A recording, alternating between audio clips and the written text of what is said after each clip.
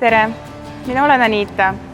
Ma tegelen lapsepõlvest jäähokiga ja minu unistus on mängida jäähokikoondises. Minu lugu algas arstide poolt pandud depressiooni diagnoosiga. Depressioon tundub, nagu sa kukuksid sügavasse järve ja vajud aina sügavamale ning mida rohkem edasi, seda vähem sa näed enda ümber. Katsud küll ujuda, aga ei taju, kus on veepind. Ma jäin aastateks tavaelust eemale. Ühel hetkel ma sain aru, et ma tahan ujuda sellest järvest välja ja et ma pean proovima, sest ma mõistsin, et keegi ei saa mind selles olukorras aidata, kui ma just ise ei taha seda.